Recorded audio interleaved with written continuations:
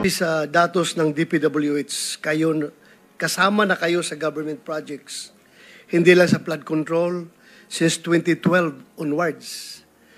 Available din sa YouTube videos ang pasilip sa kwento ng negosyo nyo. Sabi mo pa nga noong huling Christmas party ninyo, hindi namin expected na mag-asawa na makakarating sa ganito na tagumpay. Kami man dito ay hindi rin makakapaniwala. For the record, sa usapin ng pagtagumpay, can you share kung gaano kalaking halaga ang naging government projects ninyo sa mga lumilipas na administrasyon? Kasi ang gusto nilang imbestigahan is way back pa, panahon pa ni Pinoy. Mayroon ba kayong data dyan? Panahon ni Pinoy, panahon ni President Duterte, at sa present administration? Your Honor, nung panahon po ni President Pinoy at saka ng President Duterte po, nung mga panahon po na yun, ay kadalasan po ng mga nakukuha po naming mga projects is mga kalsada po at mga building. Bihira po ang flood control noon. At kung may flood control man po noon, ay kadalasan po drainage line canal po kadalasan. So yun po ang kadalasan namin nakukuha. Yun po, Your Honor. Yung data po, Your Honor, hindi ko po nadala, pero yung iba naman po doon is nagkaroon po ng mutual termination tulad po ng right-of-way problem, mga ano po, mga na-mutual terminate dahil ano po, road right-of-way po ang naging problema kadalasan. Okay. Kung wala kang data, meron akong data dito. According to Philippine Center for Investigative Journalism, you may confirm this or deny this, but according to the records available na nakalap ng PCIJ, panahon ni late President Noynoy Aquino, nakakuha daw kayo ng 10.7 billion government projects. Hindi sinasabi dito kung flood control or what, basta government projects. Panahon ni former President Rodrigo Duterte, you're able to secure 12.3 billion. And for the first 3 years of President Marcos, hindi pa tapos ito, first 3 years pa lang, nakakuha kayo ng 31 billion na worth of government projects. Can you confirm this? Your Honor, masyado pong mataas yung sinabi ng PCIJ, pero sa data po namin, nabawasan po yun kasi po may iba po doon na hindi po natuloy dahil sa road right-of-way problem po, yung iba. So, pero naglalaro along these figures? Medyo, more or less? medyo malapit po doon. Opo. Medyo malapit? Pero hindi po ganyang kataas. Opo. Thank you. Sa kasalukuyang administrasyon, 31 bilyong halaga, this according to PCIJ, ha? Sabi nyo, pwedeng kulang, pwedeng 31 bilyong halaga ng kontrata na ang nakuha ng inyong kumpanya. Mas malaki pa ito kaysa budget para sa housing and community amenities. Ano ang inyong sekreto? Bakit korporasyon ng pamilya ninyo ang laging nakakauna at nakakakuha ng project sa DPWH?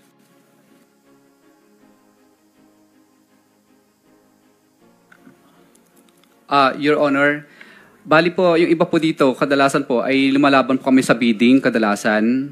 At yung iba po dito, Your Honor, ay pinapadyaryo po kasi namin, kaya minsan takot sila. At kadalasan po dito, Your Honor, ay, ano po, pagpapadyaryo at ang tawag po nila sa amin minsan pasaway, dahil po, minsan po, nangangagaw po kami ng mga project sa mga DPWH po. Ang tawag po nila sa amin pasaway dahil minsan po hindi pag sinusunod po namin yung RA 9184, pasaway na po ang tawag nila sa amin. Kailangan makisama daw po kami sa kanilang mga rig bidding. Thank you. Just 10 years ago, or on August 2015, St. Gerard Construction was issued a suspension order by the DPWH dahil sa spurious tax clearance. Ayaw na din sa BIR. May nagkaso na ba sa inyo sa pagpasa ninyo ng peking tax clearance? Malinaw na falsification of public documents ito. May nakasuhan na ba kayo? Your Honor, nanalo po kami sa TRO po yun, sa TRO po, panahon po yun ni Secretary Babe Singson po. nanalo po kami doon at napatunayan po namin na totoo po ang tax clearance po namin. When you say nanalo, may court decision talaga? Yes po, Your Honor. Nanalo kayo sa kaso? Opo, parang na-approve po yung temporary restraining order po namin dahil napakita po namin yung totoo po naming tax clearance na totoo po. Bali, na-lift po yung blacklisting noon within 6 months po. Okay. 3 buwan matapos kayong masuspinde or on November 12, 2015, biglang lumitaw ang bagong kumpanya ninyo, St. Gerard Construction, General Contractor and Development Corporation. Parihong kayo pa rin ang may-ari. Hindi ba malinaw na ginawa ninyo ito para iwasan ang suspension at para makabalik agad sa bidding? Your Honor, hindi po. Dahil unang-una po, hindi naman po kami nagpalit ng license number. Yun pa rin naman po. Kaya po kami nag-corporation dahil single proprietorship po siya dati noon, si St. Gerard. Nagpalit lang po kami bilang para maging corporation po siya. Kung mapapansin niyo po, yung pangalang St. Gerard po, St. Gerard pa rin po ang pangalan niya. Nadagdagan lang po sa dulo ng General Contractor and Development Corporation. Tapos sa pickup license naman po, nakalagay po doon, formerly St. Gerard Construction. Kaya hindi po talaga halos nagbago kasi yun pa rin po yung ginagamit naming license number. Okay. So, sa panahon ng inyong suspension, nakakuha pa rin kayo ng siyam na kontrata na may halagang 440.5 million. May kasabwat ba kayo sa pickup o sa DPWH? Why on earth were you able to secure a contract despite the fact that your company is suspended? Your Honor, na-lift po ang blacklisting namin. Dahil po na-lift po yung blacklisting namin, ibig po sabihin, pwede na po ulit kaming sumali sa mga bagong bidding po. Gaano kabilis na lift yung suspension ninyo? Your Honor, 6 months po kasi kaming na blacklist po noon, pero napatunayan po namin na hindi po spurious yung tax clearance namin. Kaya po, nung malift po yun, so ibalik po kami sa status ko namin. So, ibig po sabihin, hindi na po kami blacklisted. So, pwede na po kaming sumali ulit sa mga public bidding. But according to our data,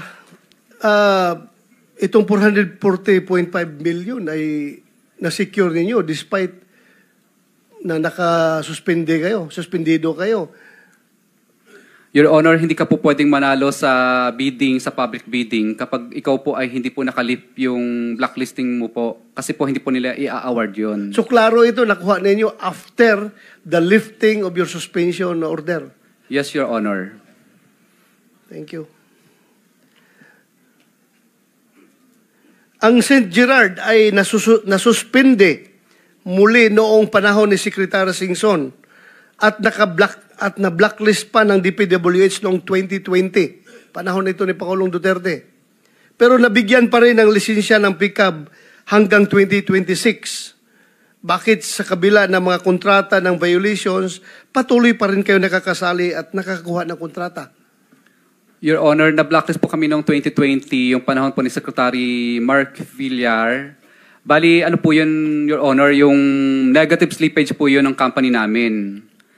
Pero po, nag-apply po kami ng TRO po, nanalo naman po kami ngayon after 2 years na hindi dapat po kami ma-blacklist kasi wala po silang inatas na verified report. At katunayan po, yung building po na yun, napakaganda, tapos na po. Pero, natapos po yung building na yun, doon po kami na-blacklist sa pamamagitan po ng negative slippage lang niya. Itong mga lifting of your suspension, ito'y nangyayari through court actions? May nakasama kayo sa korte tapos nag-order ng korte na ibalik kayo or through purely administrative proceedings lang ng PICAB or DPWH? Paano ito nangyari? Sa DPWH po. Alam mo, sinuspend kayo ni Secretary Mark Villar noong 2020. Paano kayo nakabalik at nakakuha na naman ng projects? Kadalasan po, Your Honor, 1 year lang po ang blacklisting. Pag once na natapos mo na po yung 1 year na blacklisting, automatic po yun na ililift po nila kasi nakatapos na po yung 1 year na blacklisting mo. Regarding po doon sa negative slippage mo, Pero nagpatuloy pa rin po kaming lumaban na hindi po dapat kami na blacklist kasi po walang verified report at yung building po ay tuloy-tuloy po naming tinapos yun at hindi naman kami pinatitigil ng DPW sa paggawa sa building. Secretary Bunuan, can you enlighten us? Paano ito?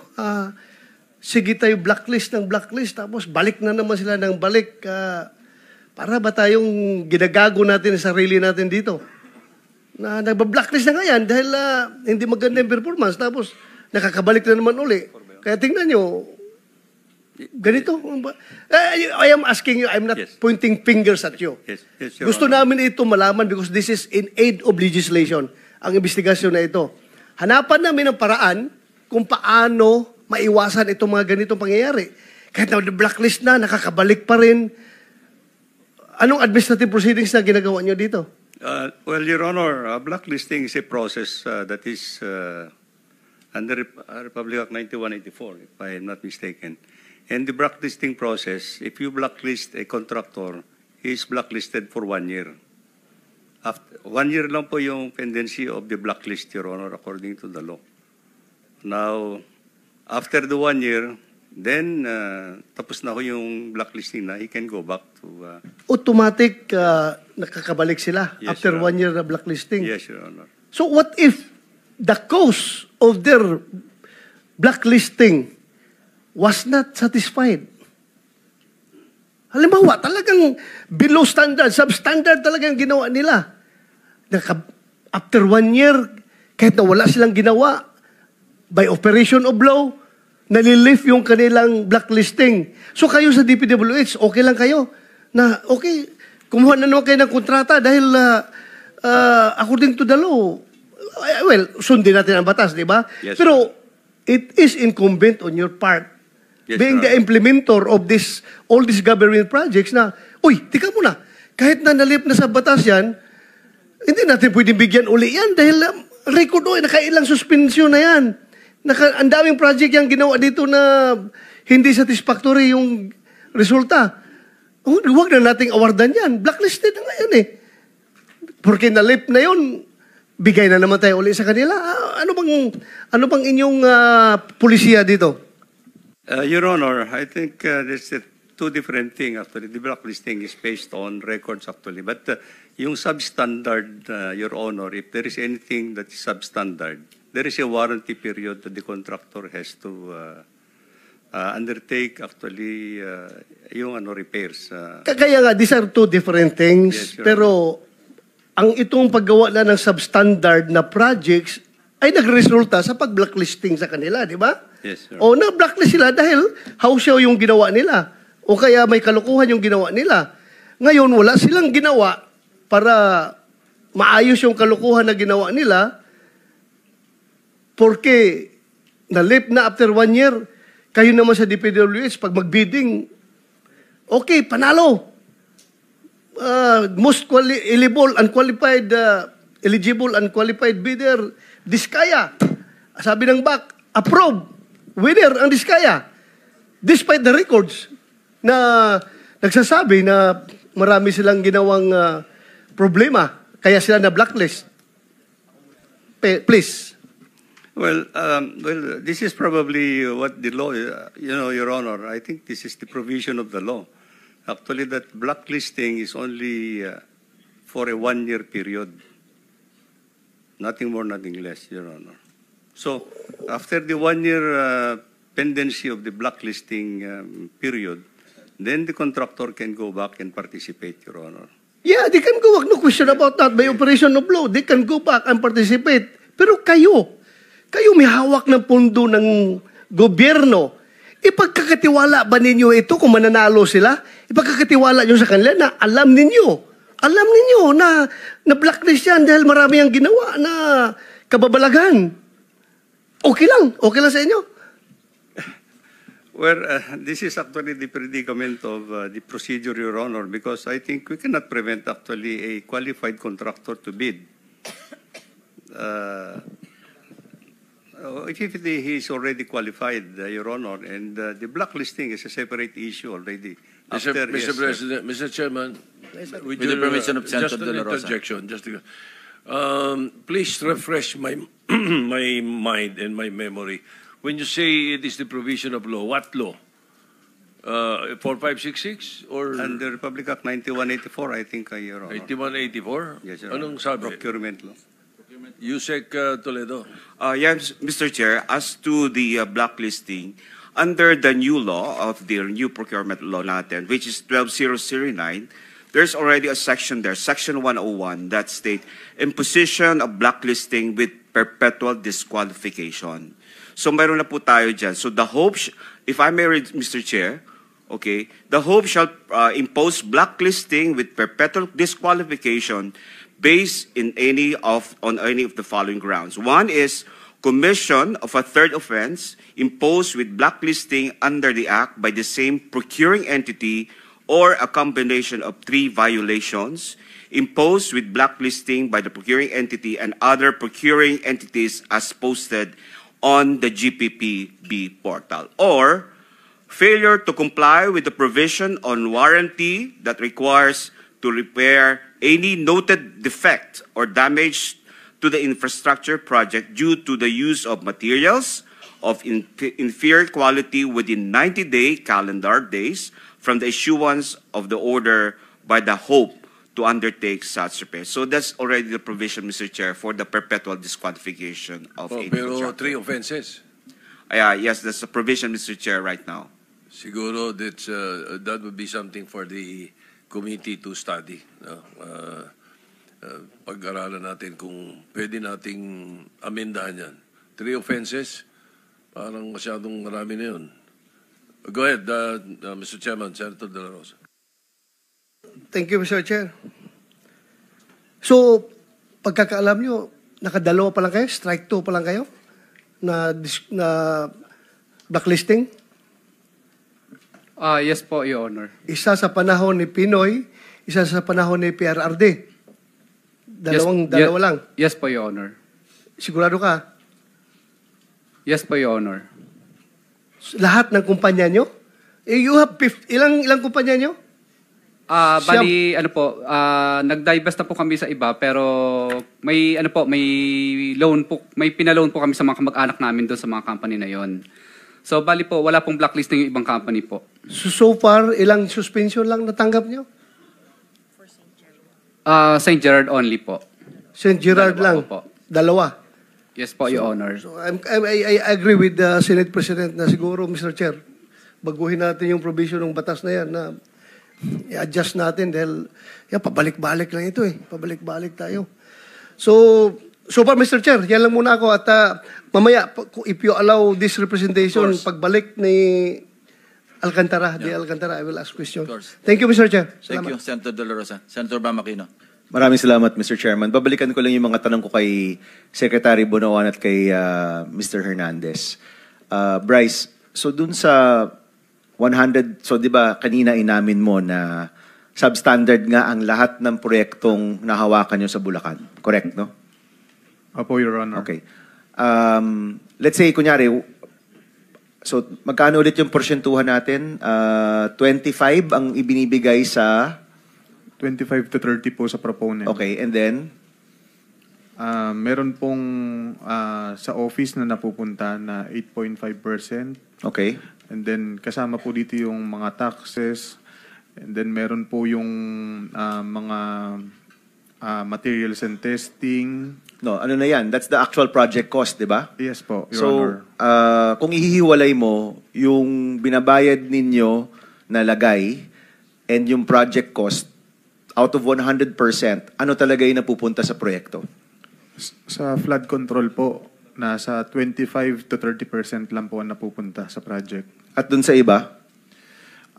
Sa mga buildings po and roads, nasa 50% po. 50%? 45 to 50% po. Okay. At para ma-fulfill yung project na maayos, obviously, dapat lagpas sa 35%. No? Yung actual, kasi overpriced siya to begin with, di ba? Tama ba? Opo. Okay. So overpriced ka to begin with. Dun sa nakukuha ninyo, anong porsyento talaga yung kailangan para maging maayos yung proyekto? Sa flood control, kung 25 to 35, sabihin mo ng 30%. 30% lang talaga yung pupunta sa proyekto. para maging maayos na flood control yan, ilang porsyento dapat yan? Doble? Paanong, pwede So, mo okay, pakiulit po, Your Honor? ulitin ko yung mathematics ha. So, merong project cost. Sabi mo ng 100 million. Okay? Ang sabi mo, pag flood control, yung napupunta lang talaga sa proyekto is anywhere from 25 to 35%. Tama?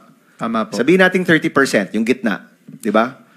Kung ginawa mong maayos yung flood control, magkano dapat yung ginagastos ninyo para sa proyekto?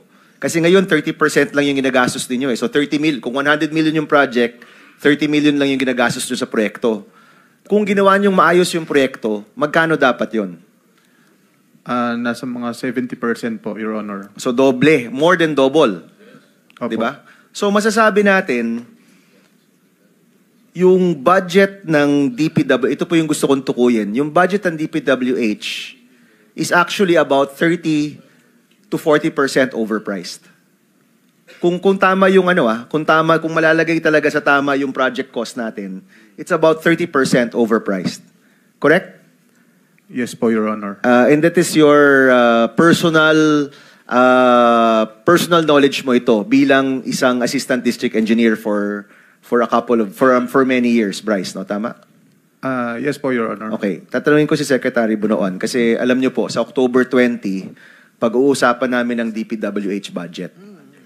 Tinanggal na po yung flood control na 200, may nagsasabing 260, may nagsasabing 275 billion.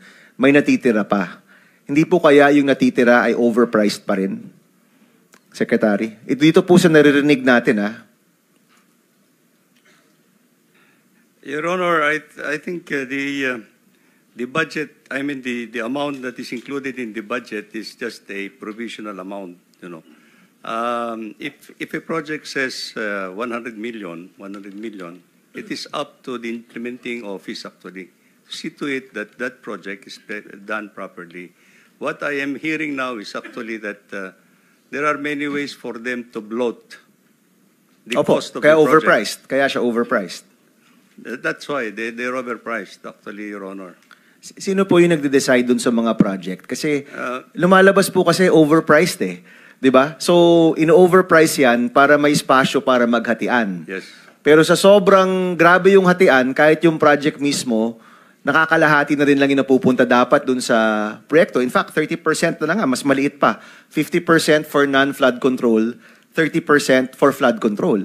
So, ibig sabihin nun, even yung paglalagay ng presyo ng mga proyekto, may problema. Doon pa lang, may problema na. Tama, Secretary, no? Yes, Your Honor. Kasi I think the district engineering offices has a threshold authority up to 150 million. So it's actually their authority. Incumbent na sa kanila how they're going to implement it.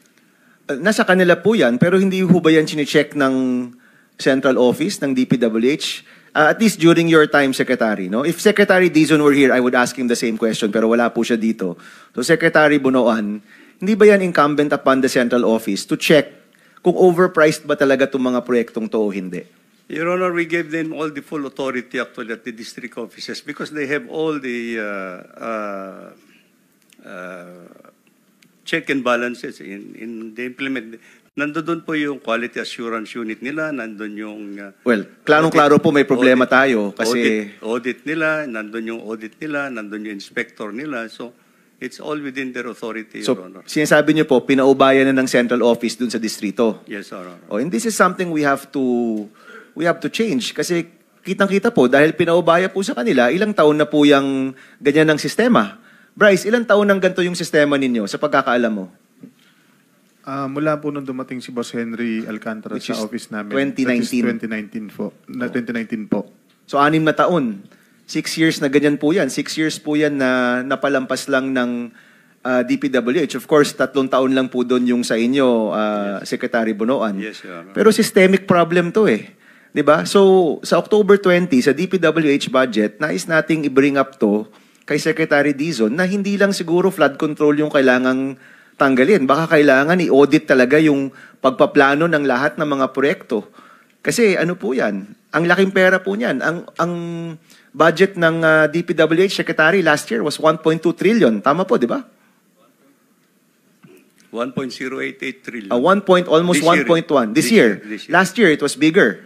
Mas No, malaki. No, Your Honor. 2020, Sorry, 2025, no? 2025. Almost 1.1 trillion. 1.088, yes. Your Opo. Honor. So kumbaga, parang 1.1 trillion at sinasabi po nyo, walang check and balance ang sentral. Nasa district lahat ng check and balance. Naklaro po dito sa distritong ito ay nagkakontsabahan, nagkakonspiracy po sila. No? So this is a serious matter because we're tackling the budget as we speak, Secretary. Baka po, kung 1 trillion po yan, baka clearly 300 to 400 billion po dyan posible pong magamit sa ibang bagay at nakakadagdag lang tayo sa perang nawawala po dyan o nananakaw. No? So, is there a representative from DPWH here? May komento. Kayo po, no? Sorry, Yusek Eric pala. I'm sorry, no? May komento ho kayo dito, Yusek Eric, dito sa revelations nila ADE Bryce? Sir, I just would like to inform, sir, na I assume the technical services just last month po. Pero I have with me my directors who can enlighten probably what is... Hindi, kahit komento lang po, may komento ho kayo. Kasi lumalabas po ang pag-amin nila Mr. Hernandez, 6 na taon na po silang ganito yung patakaran nila na nag-overprice. No? This is I'm trying to look at this from a budget angle, Yusek Eric, kasi in a few weeks magkikita rin tayo sa budget hearing. Yes, sir. Anong may komento ka ba dito? Sir, as far as I can understand po, yung po kasing department natin, we have what we call the CMPD, Construction Materials Price Data, which we are updating every quarter. So per region po siya. And then lahat po ng mga commonly used materials po na ginagamit natin sa construction, nandun po yun. So yun po yung pinapasok nila dun sa program dahil nasa kanila, alam po, access po nila yung data na yun. Pagdating po naman sa labor, ganun din. Kung ano yung prevailing labor galing sa DOLE dun sa bawat regions natin. So yun po ang ginagamit nila. And then we have also for the equipment, we have the ASEL rate. Nalimutan ko lang yung years na paggamit nila, yung ginagamit nila na ASEL rate sa mga equipments. And then pag pinag-plus po yun, total direct cost ng labor, materials, and equipment. And then saka po tayo nag-a-apply noong mga indirect cost natin. So nandiyan na po yung mga taxes natin and then yung mga overhead contingencies and miscellaneous. Yun po ang procedure. Papadaliin ko yung buhay nyo, Yusek, ha? Bryce, paano nyo pinapalobo yung presyo? Ano yung tinataas ninyo para lumobo yung presyo? Kasama na rin po yung yung binabanggit po ni Yusek Eric na CMPD at saka po yung mga quantity. For example po, kung 100 pieces na bakal lang dapat ang gagamitin, ang ilalagay po sa program is 200 pieces po na bakal. So yung dami, diyan yung pinapalobo yung presyo. Yes po, and with due respect po kay Yusek Eric, ang ginagawa po, wala po silang idea dun sa ganung bagay kasi nasa district office lang po namin lahat. Pero ngayon may idea na sila, di ba? And I'm doing this, Yusek, para matulungan din kayo, para ma-check ninyo itong mga sinasubmit ng mga distrito. So, ang style ninyo, Bryce, itataas nyo yung quantity. Tama po, as per instruction sa amin, ganun po ang gagawing Yung presyo ng mga items. Yung presyo ng With mga your permission? Yes, Sige, tuloy mo muna yung question mo. Yung presyo ng mga items o mga materyales, tinataas nyo rin? Yung mga importante, for example po sa may flood control, yung sheet pile po, hindi po totoo ang nagiging canvas dyan. Meaning? For example po, ang presyo lang talaga niya is 30 pesos per kilo. May mga ibang bagay po na pinapakarga sa amin dyan. For example, lalagyan po natin yan yung hauling fee. So, yung 30 pesos po magiging 40 pesos per kilo. Napakalaking po yun, adjustment po yun sa presyo ng materyales, Your Honor. So, bawat materyales, maghahanap kayo ng paraan para mataas yung presyo sa quantity o dun sa presyo mismo ng mga items. Tama po, Your Honor. Itataas nyo yan para may porsyentuhan, pero at the end, kulang pa rin yun para sa proyekto. Tama po. Oh, so tinaas nyo na nga, tapos sinabstandard pa. Your Honor, actually hindi po siya substandard, bali under design po. Kasi ang ginagawa po natin, ino-over design po natin yung plano, then ang susundin lang po natin is yung safe na design lang. So as per design po, under design po siya. Actually mali po yung term ko na substandard kanina. Alright. Let me correct it. Maraming salamat. Interjection, no? Hindi ko lang ma-reconcile kasi, and this is addressed to Secretary Bonoan and maybe Yusek Cabral, ano? Kasi sa statement ni Yusek Bernardo, NEP pa lang, meron ng advance eh. Diba, sinasabi niya ito sa paragraph 10, noong 2023, ang kabuuan ng mga proyekto na ibaba ni Yusek Bernardo, ni Alcantara, sa aking District Engineering Office ay mahalagang 710 million. Mula sa halagang ito, 450 ang pumasok sa National Expenditure Program o NEP. 260 naman sa GAA. Pagkatapos nagkaroon ng insertions, ang kasunduan ay 25% ang para sa proponent. May advance payment ito na 5 to 15% na kalimitang hinihingi ni Yusek Bernardo kapag ganap na ang NEP. So, I'm just wondering, did you have knowledge that the downloading of infra projects, at least sa Bulacan, nangyayari, nasa NEP pa lang? How could that happen? Or, paano makakakuha ng 5 to 15% na National Expenditure Program pa lamang? Hindi ko na ma-reconcile doon sa mga computation nila na meron ng, nakapactory na ba yung 5 to 15% sa NEP pa lang? May halaga na yun, di ba, sa budget? Please. Your Honor, I would not know actually the arrangements that are being made actually. He was here, Yusek Yusek for operations. Yeah, Your Honor, but I think in the NEP is just the listing of the projects. Budget proposal. Budget proposal, Your Honor. So, that's So, all. paano nakapag-insert yung mga legislators sa budget proposal pa lamang? Wala pa sa authorization phase, ika nga, or legislation phase. Yes, That's Your the Honor. domain of the executive. So, paano nakikialam na yung mga legislators sa insertion? And sinong responsible dito? Planning. Your Honor, I think this is what we want to clarify actually. Please. In the preparation of the National Expenditure Proposal in the NEP, I think we consolidate all the requests and proposals. For example, in the Senate, there is a leadership fund that is being earmarked for senators. Leadership fund. Leadership fund. Kindly elaborate. We call it leadership fund. In order that if there are actually priority projects that may be requested by members of the Senate, this is where we are going to include it into the National Expenditure Program. Your Honor? Teka, hindi ko makuha. Kasi yung NEP, itatransmit sa Congress, lower house, and then eventually, pagka House Gap, akin sa Senate. Yes. Bakit sa National Expenditure Program, meron agad insertions? That I cannot really understand for the life of me, no?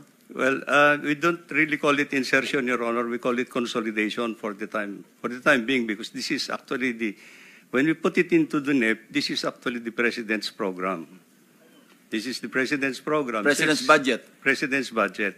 President's budget. So this is consolidating all the requests from all sectors, like in the Senate, Congress, and everything, Your Honor. So this is where the list of projects are all incorporated into the NEP. Who vets this? Sino nagbe-vet? The vetting actually is with the planning service, so that it will be consistent with the projects that are being included are consistent with the development program of the government, Your Honor. Fast forward, paano kung natin i-reconcile doon sa mga costing nila? NEP pa lang, very premature, hindi pa ito GAA. That's what I don't understand, Your Honor. I cannot also understand.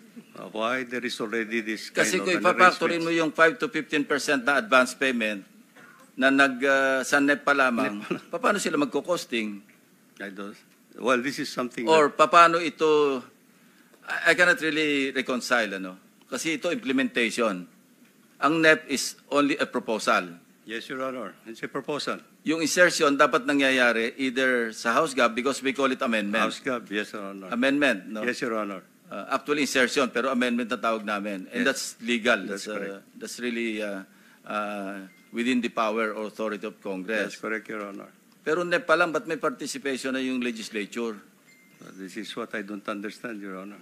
Well, you just said na nagko-consolidate kayo. You Yes, should sir. have understood it from the very beginning. Dapat hindi kayo nag-accommodate ng mga, ayaw yung tawag insertion. Anong tawag nyo kanina? Well, Leadership fund. Okay. Leadership allocations, yes, Your Honor. Bakit nyo ina-accommodate? Well, the objective of which, actually, Your Honor, is we know that members of Congress, including senators, have actually some priority projects that they would want to include. They will have their time during the budget deliberation in the House and in the Senate.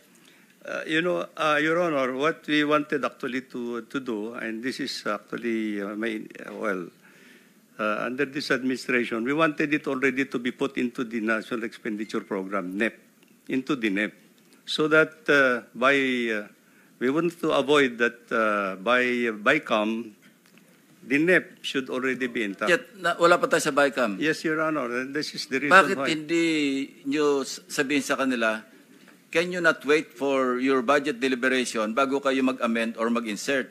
Bakit nyo pinapayagan na exclusive jurisdiction ng executive branch yung paggawa ng budget proposal or yung president's budget? Why were you allowing it? Well, as I understand, Your Honor, Yung totoong reason, Yes. bakit? we really want Practical reason, sabihin nyo na lang. para sana hindi na nila gagalawin yung NEP. Inalaw na nga yung NEP eh. Pagka hindi na nila gagalawin sana yung NEP sa BICAM. May I interject, Mr. Chair, Yes, Senator with Marcoleta. your permission? Secretary, pag preparation ng budget, meron na kayong mga ceilings, di ba? Yes, Your Honor. Tapos meron kayong tinatawag na allocable. Yes, Your Honor. Yun yung insertion. How much percent is that? The allocable to each member of Congress, Your Honor. Maybe Yusek Kati can answer that since he is in the planning service.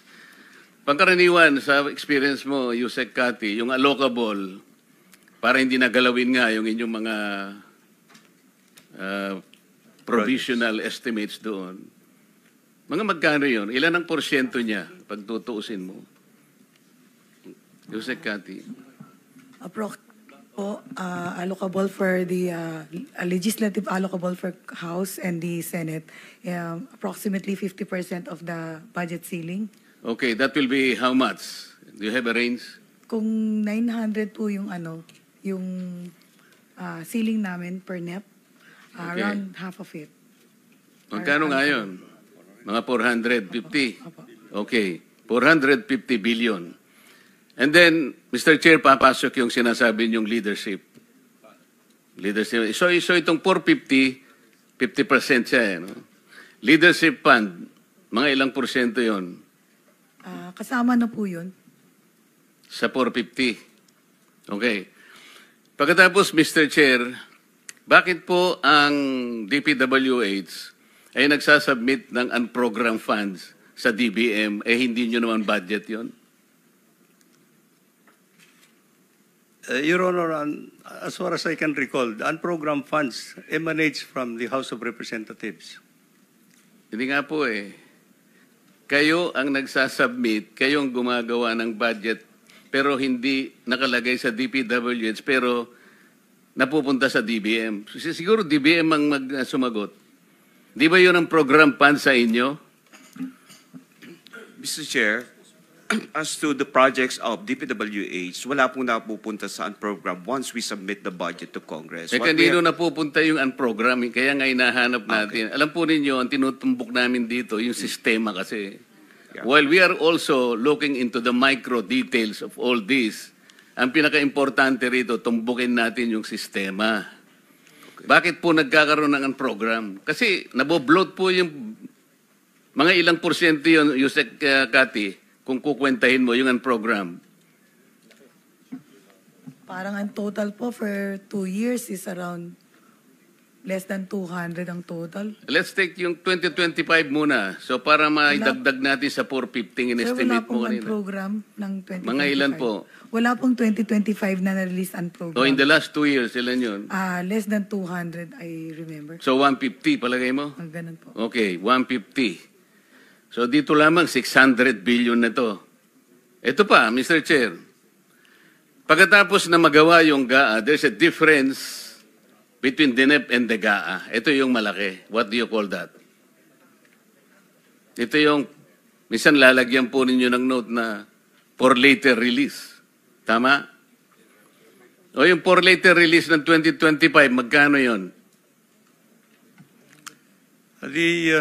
The amount for later release, actually, Your Honor, these are the new items that are included in the General Appropriations Act. Yes, sir. Magkano po yun? It's amount to 410 billion. Okay, 400. 410 billion. So ito lang po 1 trillion po Mr. Chair, 2025, biglang lumobo ng 1 trillion ng budget. Hindi man kailangan yun Allocable, leadership, and program, pagkatapos FLR. This is the difference between the NEP and the GAA. 1 trillion pesos. Kumbaga sa tao, Mr. Chair, cholesterol ito Taba. Ngayon, kung hindi mo ititreat ito, mamamatay yung tao Kagaya nangyari, malapit nang mamatay ang ekonomiya natin dahil sa nangyaring ito.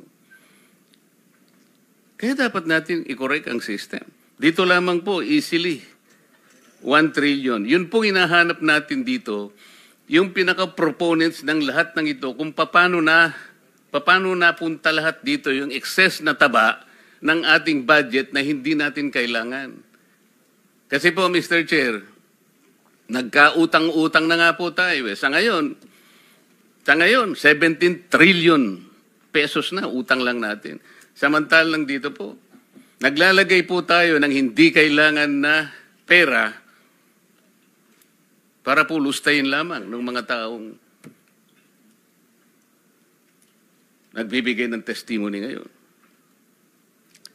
Kung meron po sana akong time, I will take advantage. Mr. Chair, paano bang dito? Suspended pang muna ilang yung- rounds na ba kayo?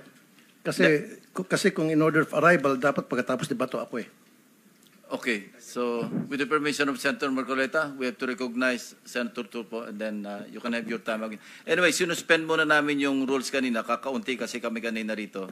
So you can even... So ang ginawa ko kasi pupunta din ako sa ibang hearings okay, para so you can even makaparticipate. consume 10 minutes actually. Thank you, Mr. Please Chair. go ahead. Kay Bryce Hernandez, magkano yung pinakamalaking winnings mo sa casino?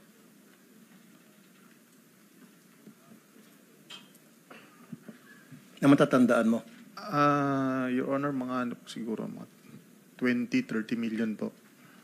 Hindi ba 100 million? Hindi po, Your Honor. Yung chips to cash mo, na matatanda mo Ang sinasabi ko po sa isang gabi po. sa isang gabi, Opo, Your Honor. 20 million. Mga ganun po, opo. Okay. 20 to 30 million po ang pinakamalaki. 20-30 million. Pag ini-encash mo yon, cheque. Tama? Hindi po, Your Honor. Cash din. Cash po. Cash. Pero kasi mayroong mga time, monitored ng AMLA, papasok ka ng perang 1 million, kunyari lang, ilalabas mo 2 million. The reason why I'm asking this is merong record lumilitaw na ikaw ay nagmamoney laundering. Hindi po ako nagmamoney laundering, Your Honor. Talaga pong naglalaro po ako, nagkakasino po. Okay. Saan galing yung cash na sinusugal mo? Gaya po ng sabi ko, pag pumupunta po kami na grupo, ang may dala lang po ng pera sa amin si Boss Henry po. Doon po kami kumukuha ng perang panglaro. Saan galing yung perang dinadala sa inyo ni Boss Henry? Lagi po siya may dalang pera na nakabag sa sasakyan niya, na nakaready po talaga panlaro. Kung hindi po ako nagkakamali, ang isang bag niya po, naglalaman po ng mga 20 million po. 20 million kada sugal? Depende po kung mauubos yun or mananalo po. So, ilang beses sa isang linggo kayo nagsusugal? Ang usual po, mga 2-3 times a week po. Your 2 to 3 Honor. times a week. Sa 20 million sinusugal mo. So 60 million a week ang perang pinagugulong sa casino. Yun po yung dala lang po ni Boss Henry yun. So si Henry nagbibigay sa iyo ng pera para isugal mo lang. Actually, hindi naman po sa akin lang. Sa amin po lahat na grupo po na nagpupunta sa casino. Siya po lang may dalang pera. Doon po siya nagbibigay ng pera para panlaro po. So ibig sabihin, pupunta kayo sa casino, lahat kayo, maghati-hati doon sa 20 million halimbawa. Opo, kung magkano po ang kukunin doon, inililistan niya lang po. Okay, saan galing ngayon 20 million? Hindi mo tinanong kay Boss Henry mo kung saan galing 20 million? Hindi ko po tinanong, Your Honor. Ba't di mo tinatanong? Alam ko po maraming pera yung boss ko. Kaya Anong pangalan ni Boss Henry? Anong tunay niyang pangalan? Boss Henry Alcantara po. Alcantara. Pero alam mo na galing sa kickback yon. Yung specific po kasi na pinilalaro, alam ko pong may nakukuha po sa kickback, pero yun po kung yung pera po na niya na sakyan, hindi ko po masabi kung doon po galing, Your Honor. Yung kasi meron kang 36 bank accounts na freeze ng AMLAC ngayon. At meron yan laman na 597 million. Your Honor, baka po mga naging transaction po, pero wala po kung ganyang kalaking pera sa bangko. Hindi, galing sa AMLAC to eh. Your Honor, wala po akong natatandaan may ganyang kalaki talaga ko. Sana po makita ko po yung listahan yan. So kasi napakalaking pera po. 190 deposits totaling to 597 million. And yet, ang sweldo mo is 56,000 lamang kada buwan. So, ang tanong, paano ka nagkaroon ng ganitong kalaking pera samantalang ang sweldo mo lamang sa DPWH ay 56,000. Ito pa, ang mga nag-deposit sa accounts mo, sa mga accounts mo, misis mo, pati ex-wife mo, nagde-deposit. Mayaman ba ex-wife mo para mag-deposit sa'yo ng milyones? Your Honor, huli pong... Mother mo nagde-deposit sa'yo sa account mo. Actually po kasi ang parents Anyway, ko naman po... nakontem ka naman dati. So, siguro sabi mo, wantusawa ka na magsinungaling ngayon. Hindi naman po ako nagsisinungaling. Ito, may record nga, oh. 190 deposits totaling to 597 million pesos. Ito yung freeze ngayon, the bank accounts mo. 36 bank accounts. Ang mga nag-deposit dito, mother mo, misis mo, ex-wife mo.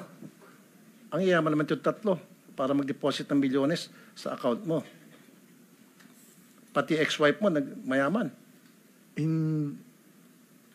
Wala po kung ganyan talaga kalaking pera sa bangko, Your Honor.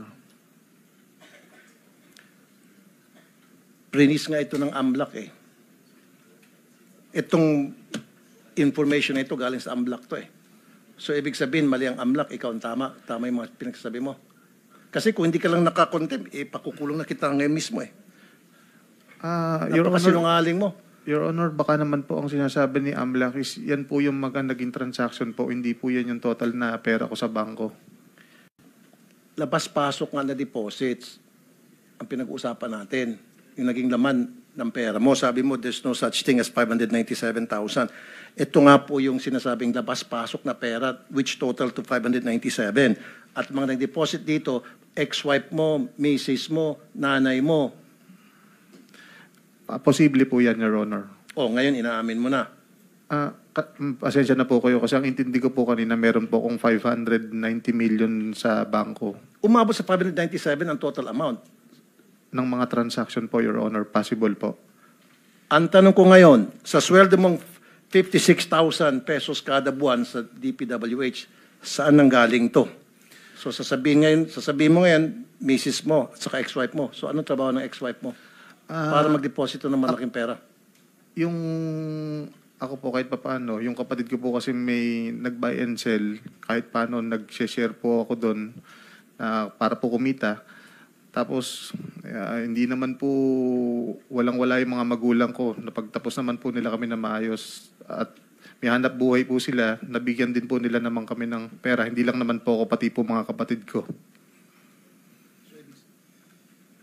Napalabas mo, bukod sa DPWH na sweldo mo, meron ka pang sideline na hanap buhay. Ano yung sideline na hanap buhay mo? Nakikishare lang po ako sa buy and sell po ng kapatid ko. Minsan po yung motor, minsan po yung sasakyan. Kung ano lang po ang kayang i-share. So parang racket mo? Extra income po, Your Honor. Extra income na abot sa milyon-milyon pansugal mo lamang. At saka po nanalo rin po sa casino, Your Honor. Kapag ikaw ay pupunta sa casino, meron kang gamit na fake ID, tama? Your Honor, wala po akong nahawakan na fake ID. Membership number po ang binibigay sa amin. Wala po akong... Meron kang fake ID galing sa LTO. Yung pineke mo yung LTO driver's license. Your Honor, wala po akong ginawa. Wala po akong ni-request talaga para gumawa po ng fake ID Hindi ng ka LTO. nag-request sa LTO, pero ikaw nag-produce. Yun ang ginagamit mo sa casino tuwing magsusugal ka. Your Honor, nagsasabi po ako ng totoo. Di ba nung last hearing dito, may pinakita pang ang picture mo na merong fake ID? Ano bang pangalan nun? Nakita ko po yan, Marvin De Guzman po. Exactly. Gamit-gamit mo yun. Yun ay pinisinta ng casino sa amin. Marvin De Guzman. Tapos ngayon, magsinungaling ka. Your Honor... Paano ka ilalagay sa WPP kung ikaw ay napakasinungaling ngayon pa lamang? Your Honor, Magsabi ka ng totoo. Your Honor, nagsasabi po ako ng totoo. Sila po ang may hawak siguro ng ID na yun. Hindi po ako. Wala po akong nahawakan na gano'n. Paano nagkaroon ng kopya ang casino ng Marvin De Guzman kung hindi mo prinsinta sa kanila? Actually, Your Honor, ang alam ko po, natandaan ko dyan. Dahil gusto nilang maglaro kami, sila gagawa ng paraan para mabigyan kami ng membership eh. Wala po kami kinalaman dyan kung paano kami nagkaroon ng ID dyan. Sa totoo lang, Your Honor. So, ibig sabihin, yung casino, lalapitan ka para pasugaling ka at bibigyan ka ng fake ID? Ganun na nga po, Your Honor. So, pag pinatawag namin yung casino, kaya mong panindigan yon. Bakit ka lalapitan ng mga casino? Ba't ka lalapitan ng casino? Okay, mag-name ka ng casino. Anong casino pinupunta mo? Paninindigan ko po yung Anong casino. name ng casino? Sige, magbanggit ka. Sa Soler po. Okay, so ibig mo, sino sa Soler ang lumapit sa iyo para sabihin, Oy, Mr. Hernandez, magsugal ka, kaming bahala, bigyan ka namin ng fake ID para hindi ka matrace sapagkat bawal dito ang government official. Sino doon? Hindi ko po maalala ang Sino? pangalan niya, Imposible pero... hindi mo maalala.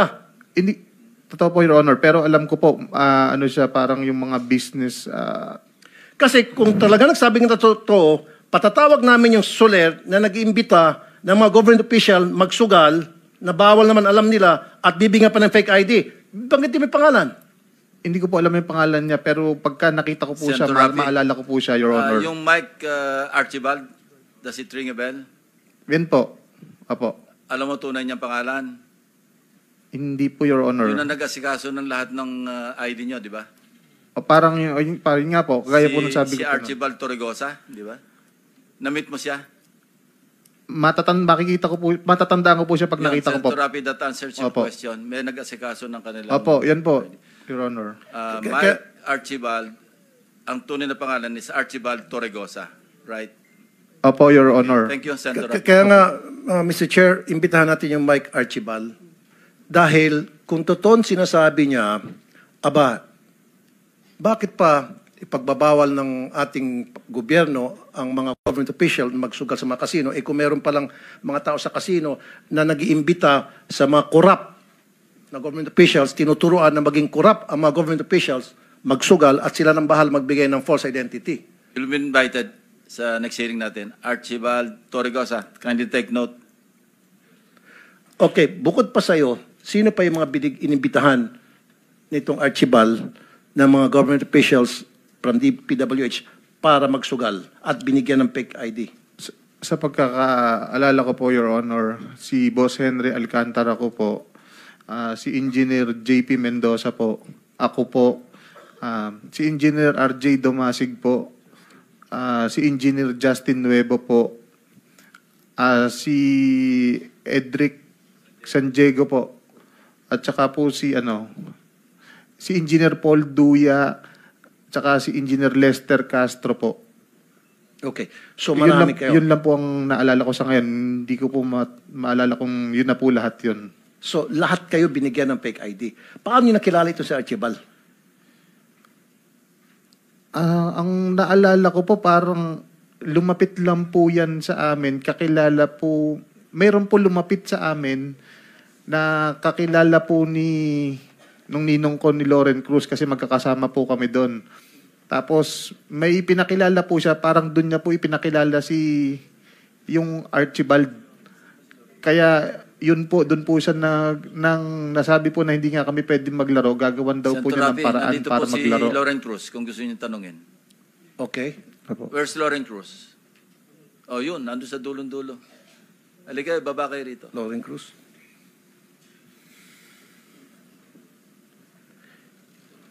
Yung panalo mo ba, binabalik mo rin kay Alcantara? Yung winnings mo? Sa casino po? Sa casino? Hindi po, parang may share po. Pagka nanalo po, may balato. Binabalatuan ka lang. So, ibig sabihin, bibigyan ka ng pera ni Alcantara para isugal yung pera na kurakot niya. Ganun ba yun? Hindi ko po alam kung galing po sa kurakot yung binigay niya, pinapahiram niyang pera, Your Honor. Pero pera niya pong galing nasa sasakyan ko po. Sasakyan niya po, Your Honor. Okay. Anong pangalan mo ulit?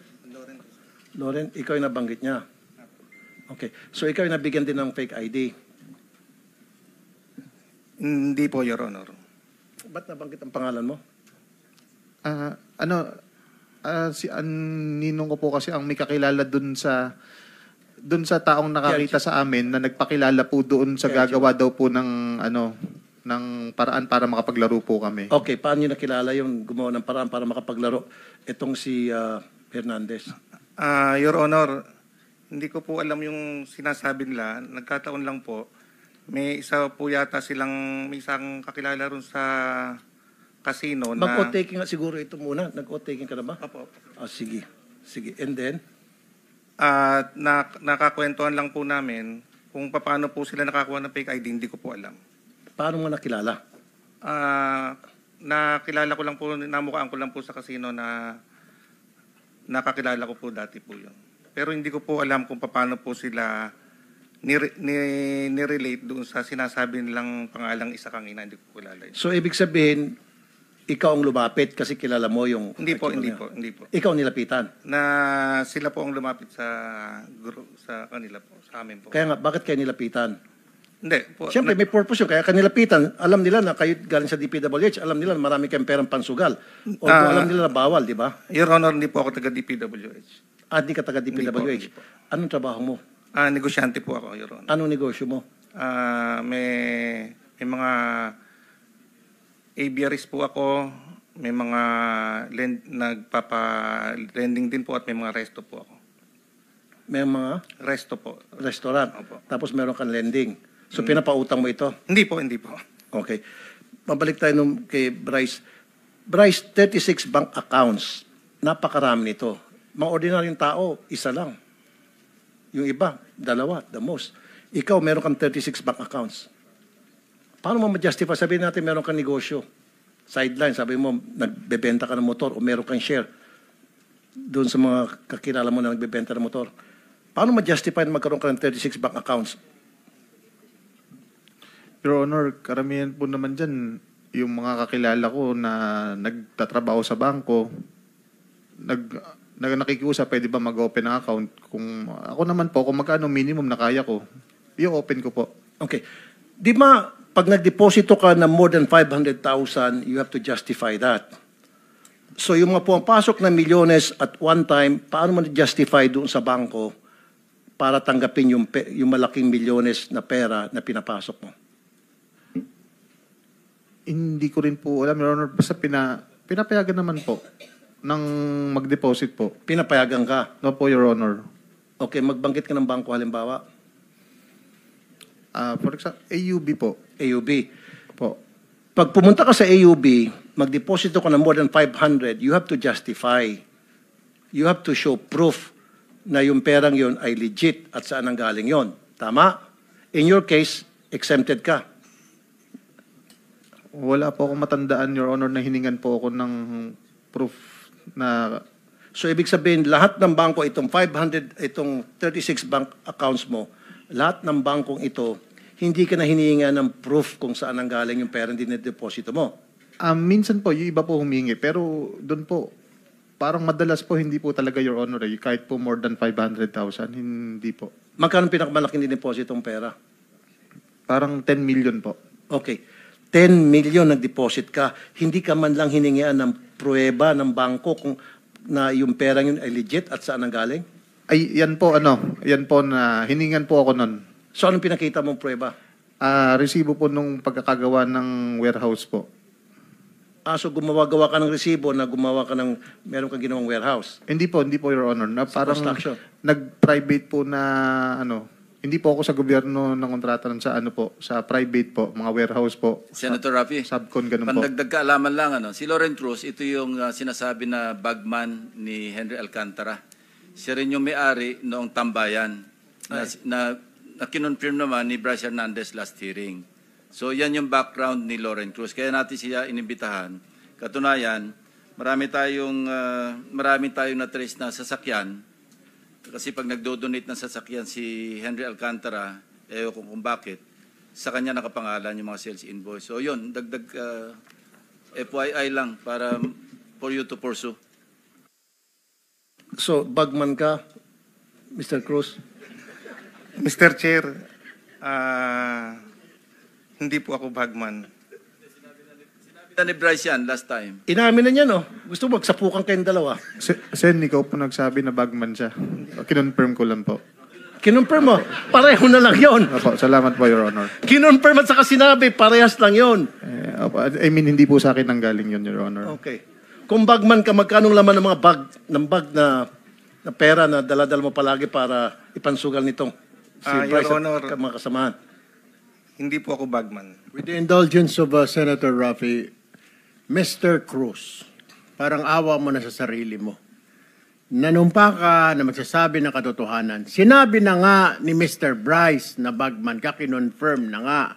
Patuloy ka pa nagsisinungaling. Gusto mo bang mailaga ka sa kulungan? Sandali, Dr. Arvina. Okay. Ganito, bigyan kita ng last chance. Last chance. Kung hindi, ipakukulong kita.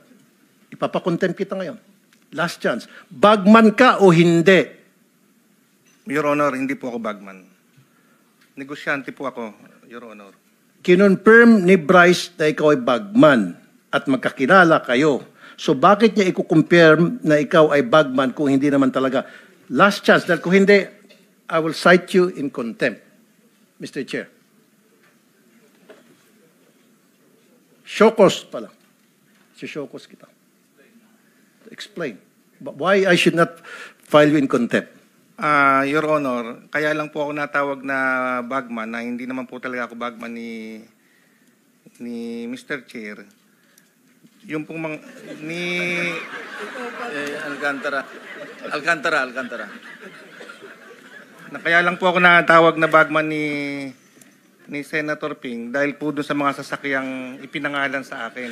Hindi si Senator Lacson ang sabi na bagman ka, si Alcantara nagsabi at kinumpirma ni... Hindi po si Alcantara ang nagsabi. Yung tambayan, bahay mo yun, property mo yun, ano? Yes, Mr. Chair. Okay, thank you. Okay. Tambayan, yung dalahan ng pera, hindi ba? Mr. Chair, Tambakan ng pera. sa pagkakatanda ko po, sa pagkakaalam ko po, Mr. Chair, ang isang beses ko lang po sila nakitang nagdala sa sinasabi pong bahay ko po. Kaya nga, kung bagsakan ng pera yung isang establishmento na pag-aari mo, then it's tantamount to you being a bagman. Kasi sinasalo mo yung mga pera galing sa kanila. Doon binabagsak. Bagsakan ka ng pera yung establishmento na pag-aari mo. Yung tambayan, kung tawagin. Your Honor, yung... So inaamin mo na ikaw may-ari ng tambayan? Yes, Your Honor. Ako po may-ari. Okay.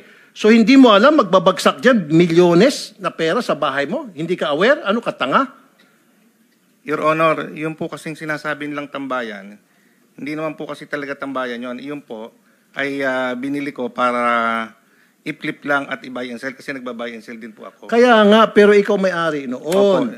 At yung lugar na yun ay bagsakan ng mga salapi. Your Honor, gaya nga po nang nasabi ko, sa sa pagkakatanda ko po, isang beses ko lang po nakitang merong pera doon. Magkano yung isang beses lang, kuno, sabi mo? Na binagsakan ng pera yung tambayan. Your Honor, hindi ko po alam kung anong total no, kasi hindi naman po ako kasali sa opisina nila. So hindi mo man lang ini-inquire na baka illegal na yun, baka pera galing sa droga yun, o baka pera na galing sa pang-hold up yun sa bangko? Siyempre mag-inquire ka. Magkano yung sabi mo hindi mo alam. At least man na mag-inquire ka pag mayroong perang alam mo na pumasok doon sa establishment pag-aari mo, you should have at least inquired. And I know, meron kang advance notice. Hindi naman pwedeng basta-basta magdadala ng pera yung isang grupo diyan sa tambayan nang hindi ka aware, na hindi tinimbre sa'yo. Your Honor, kasi po, yung sinasabi nilang tambayan, open naman po silang magpunta doon. Kahit anytime po sila magpunta doon, nakakapunta po sila, kaya hindi ko po na monitor kung nagpupunta sila, kung kailan sila nagpupunta, kasi open po yun. I know, lahat naman ng restaurant open to the public. Yung tambayan pong sinasabi. Lahat naman ng establishment, pwede mo sabihin open kasi labas-pasok sila. Pero at least man lang, alam mo kung sino-sino yung mga taong pupunta doon. Diba? Imposible, hindi mo alam kung sino yung mga tumatambay doon. Yes, Your Honor. At alam mo na mayroong mga nangyayaring aktibidad na kung saan milyones na pera ang binabagsak doon. Alam mo yun, imposible hindi. Your Honor, gaya nga po nung nasabi ko, isang beses ko lang po nakitang nagdala sila doon. Kagaya nga po ng gusto kong sabihin sa inyo, pagkakita ko po kung anong yung isang instance po na yon, ay pinagsabihan ko sila na wag na silang magdadala doon. So pinagsabihan mo? Opo. Okay. Yung mga pupunta doon sa tambayan, ito yung mga taga-DPWH? Kadalasan po, Your Honor. Kadalasan? Opo. Tapos doon sila naghati-hati ng pera nang hindi mo alam? Doon sila naghati-hati? Hindi ko po alam kung pinaghatian na yon o kung para saan po yun. Hindi ko po alam, Your Honor. Hindi mo alam kung saan galing yung pera na dinadala doon? Yes, Your Honor. Basta alam mo, mayroong milyones dyan at nandiyan yung mga taga-DPWH at sila ay maghati-hatian doon. Your Honor, isang beses ko lang po nakita yon at pinagsabihan ko din po agad sila. At hindi mo alam kung magkano? Your Honor, hindi ko po alam kung magkano. Bryce, nakapunta ka sa tambayan? Opo, Your Honor. Ilang beses na ginawang bagsakan ng pera yung tambayan sa maalala mo? Mahigit po sa isang beses, Your Honor. Hindi ko po alam kung ilan po ang beses, to be exact. Mahigit sa isang beses? Opo, Your Honor. Sinungaling ka. Your Honor, ang sabi ko po, imposible hindi mo alam na mayroong mga perang dinadala dyan sa lugar mo at malalaking perang pinag-uusapan, hindi na mga barya-barya. But anyway, Bryce, magkano yung mga perang dinadala sa tambayan tuwing magbabagsak ng pera? Sa pag-aalala ko po, billion po. Billion? Your Honor. Opo. Kada bagsak? Opo, basta marami po siyang pera, hindi po bababa sa 100 milyon, Your Honor. Oh, okay. At any given day, any given time, magkano yung binabagsak sa tambayan, sa maalala mo? Yung picture na nakita ko po, dahil sabi ko nga po, doon ko lang po nakita yung ganong karaming pera na puno yung bilyaran. Alam ko po, mahigit po sa 1 billion yun, Your Honor. Mahigit 1 billion. Magkano, ilang kayo naghati-hatian doon? Hindi po para sa amin yun, Your Honor. Alam ko po, delivery po yun for delivery po sa proponent. Kung tama po pagkakalala ko. At sino yung proponent? Tingin ko po, kung tama po yung pagkakaalala ko, sabi po ni Boss Henry, yun po yung kay Zaldico. Magkano yung commission mo doon? Your Honor, wala po akong commission doon kahit magkano po. Yung sa Okay. delivery na yun, Your Honor. Time's up na ako, Mr. Chair. Yes, Senator JB and then Senator Marcoleta. Thank you, And Mr. then we'll Chair. go on lunch break. We'll come back at 1:30. Thank you, Mr. Chair. I would like to continue where I left off. No? Gusto natin malaman dito yung sistema para hindi na natin, we can introduce legislation that would put safeguards and prevent occurrence of such a modus operandi. Andito na rin na siya na first time yata nga harap si J.M. Ramos, no, engineer. Nabanggit ni Engineer Alcantara na di in-on na dahil daw sa iyo na sa iyong pagtanggi na pumirma doon sa mga projects na supposed to be completed na sila Engineer Bryce Hernandez at Engineer JP Mendoza ang in charge. Ano po ang rason? Anong rason bakit hindi mo pinirmahan? Anong nakita mo? Your Honor, yung project po kasi na yun, yung 5 voucher po na dumating po sa table ko, katabi po yun ng mga previous projects po na hawak ko as project engineer. And alam ko po na wala pong nagsimulang ibang project doon po sa mga projects na yun. Kaya po, hindi ko po pinirmahan. Ano pa yung mga may irregularidad na ano pa yung mga hindi mo pinirmahan at hindi mo pinayagan na mga proyekto? Wala pa po kasi kung 2 buwan na naupo po as bagong section chief po. So, yun lang po 5 po na yun yung hindi ko po pinirmahan. Bago ka lang noon. Yes po, Your Honor. Kumbaga, hindi ka pa kasama siguro sa sistema, no? Dahil bago ka. So, hindi nila akalain na ikaw yung ikaw yung magiging rason kung paano mabubulgar ito. Alam mo ba yon? Dahil sa iyong hindi pagpirma, natuklasan na may mga ghost projects doon sa inyong district office. Yes po, Your Honor. Saan ang galing? Saan ka assign bago ka in-assign dito sa First Engineering District Office? Nag-cadetship po muna ako sa Central Office, Your Honor, noong 2015. And then after po nun, saka po ako napasok po sa Bulacan First District Engineering Office. So ano nangyari nung hindi mo pinirmahan? Hindi ka ba nila kinausap ni Engineer Bryce Hernandez at ni JP Mendoza? Hindi po, Your Honor. So narinig mo yung testimonya kanina ni Engineer Alcantara ni DE? Yes po, Your Honor. Ano masasabi mo sa mga kanyang testimonya? Wala po kong alam doon po sa mga transactions po nila. Dahil bago ka? Yes 2 po. weeks. Yes So 2 weeks ka pa lang? Wala pa pong 2 months po. Nung naupo ka doon, kaya na-discover? Yes po, Your Honor. Thank you. Wala na si wala pa si Engineer Bryce, pero Mr. Chair, tanong ko lang siguro, dito naman si Engineer JP Mendoza. Isang nakakabahalang practice, buti na rin malaman ng taga-DPWH ito, yung pong natuklasan natin na meron silang 2 weeks na planning o execution, no, na dahil paglabas po ng GAA, hindi naman alam ng lahat kung ano po yung aprobado o hindi aprobado, ano yung lulusot at hindi lulusot.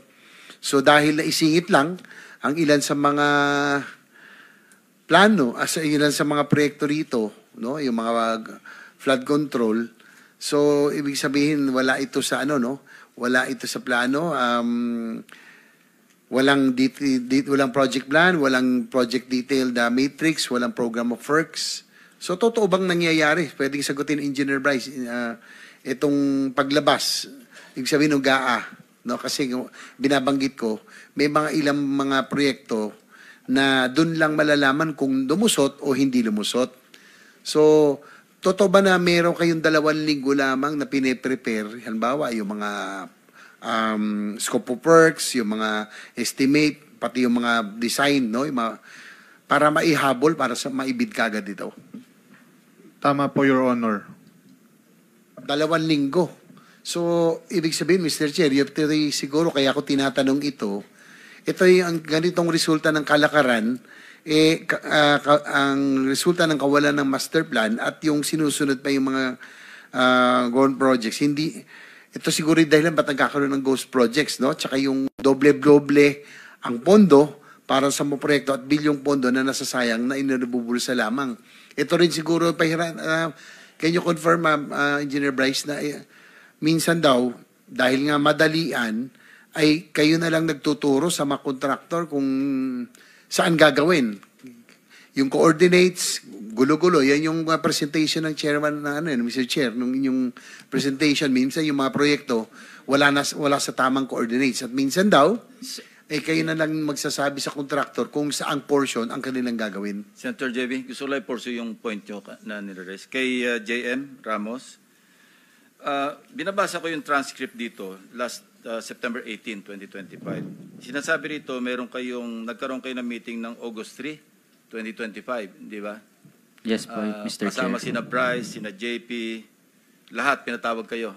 Kasi Yeah. that time, pa-promote na yata si Henry Alcantara papuntang OIC Assistant Regional Director ng 4A. Ano nangyari doon? Anong date po, Mr. August 3, 2025. OIC na po siya nun. Yun nga. Paalis na siya kasi na-appoint siyang OIC. Nakaalis na po siya nun. Yeah, pero nagpatawag siya ng meeting sa inyo. Ano nangyari doon sa meeting? Yes po, Mr. Chair. Pakinarate mo ano nangyari. Nung gabi po yun, nagpatawag po ng meeting si Mr. Alcantara sa opisina. Pinatawag po niya yung si Engineer Hernandez, Engineer JP Mendoza, yung iba pong section chief sila Ernesto Galang, Ruben Santos, Juanito Mendoza, and ako po. Doon po sa meeting na yun, nagalit po si Mr. Alcantara dahil po na-discover po yung mga ghost project po sa opisina namin. And then doon po pinaamin po ni Mr. Alcantara si Engineer Hernandez and JP Mendoza na wala daw po siyang kinalaman doon po sa mga ghost projects po na yun.